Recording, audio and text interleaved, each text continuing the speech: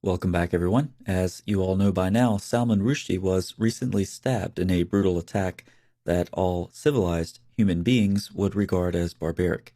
He was, of course, the author of the Satanic Verses novel in 1988, which has been bringing out the best of people from a certain religion ever since. At the time of recording this video, his exact medical condition is unknown, but it looks like the attack will have some long-term effects.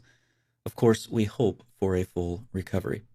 In case any viewers are not aware, the so-called Satanic Verses incident was when the Prophet of Islam, ostensibly known for reciting verses given to him from Allah, was tricked into reciting verses by Satan.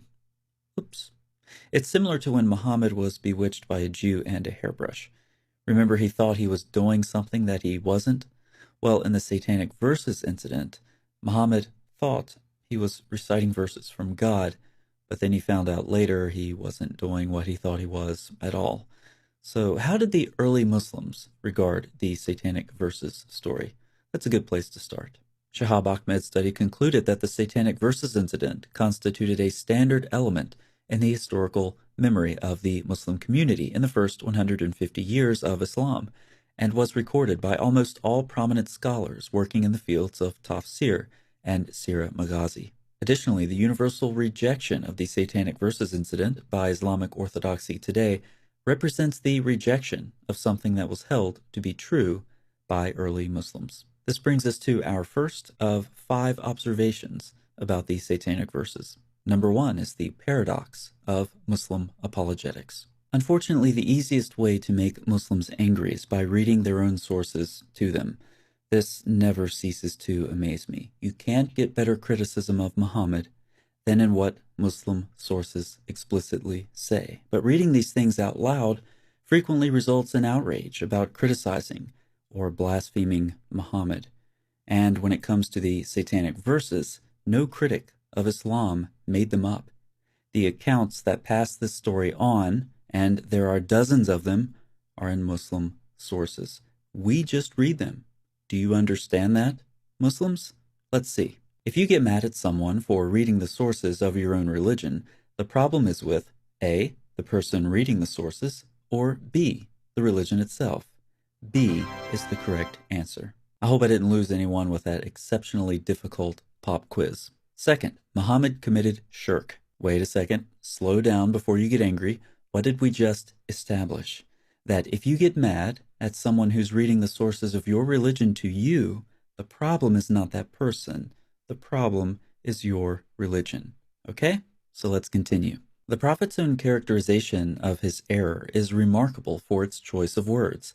I have obeyed Satan and spoken his words, and he has become a partner in God's matter with me. The use of the verb sharika immediately associates the Prophet's error with the concept of shirk, the cardinal sin of sharing partners with God. Shirk, which Muhammad's sin is associated with, according to the words spoken by Muhammad recorded in Muslim sources, is a sin so major that according to the Quran, it will not be forgiven. Surely God does not forgive anything being associated with him. Let's hear the words of the Prophet of Islam one more time. I have obeyed Satan and spoken his words, and he has become a partner in God's matter with me. So Muhammad committed shirk, according to his words, given to us in Muslim sources. That would seem to cause some difficulty with the Islamic doctrine of the infallibility of the prophets, given their biggest prophet committed the biggest sin.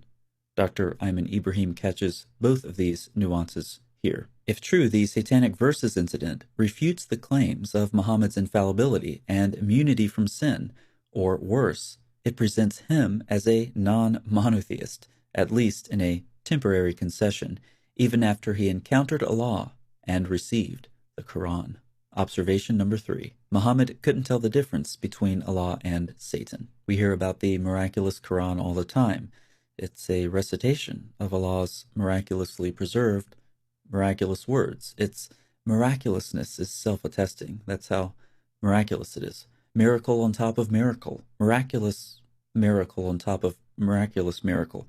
Quran miracle, miraculous, miracle Quran, Quran miraculous, miracle. One question about all this.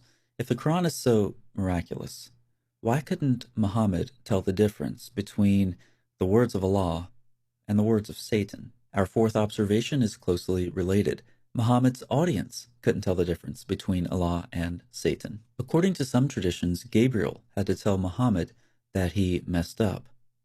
Wait a second.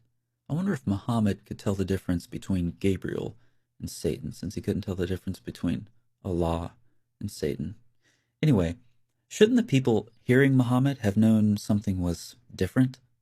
Another proof of the miraculous Quran that Muslims give us is the astounded reaction of Muhammad's audience. But that audience rejoiced at the satanic verses. So why should their opinion of this miraculous recitation matter to us? Number 5, redaction in the Quran. Surah 53 is primarily associated with the satanic verses incident, and it just so happens that this is one surah that has lots of problems that has captured the attention of many scholars. A recent example is from Tommaso Dizze. His thorough analysis can only be summarized here. After engaging with prior scholars on Surah 53, Dizze states, the polemical arguments in Surah 53 are in fact lucid from his perspective, again referring to some opinions that he has engaged with of prior scholarship. This lucidity, however, does not explain why the author of this thematically coherent polemic manifests stylistic incoherence between the different components of the surah, specifically between the verses in which the names of the three deities are mentioned and the verses in which their apparent qualification as female angels occur.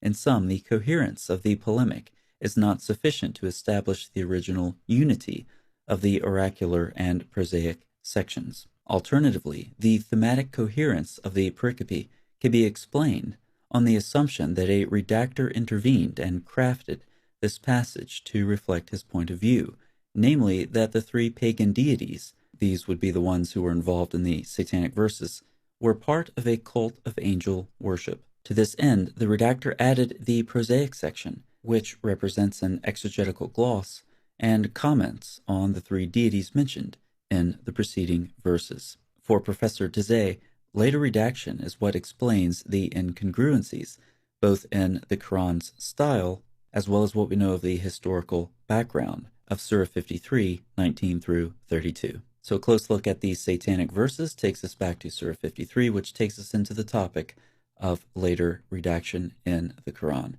But we better not talk about that too much, because we might make some people mad. So in this video, we saw the paradox of Muslims being angered by their own sources. Muhammad committed shirk. We saw the Quran is apparently not so miraculous, according to Muhammad or his audience.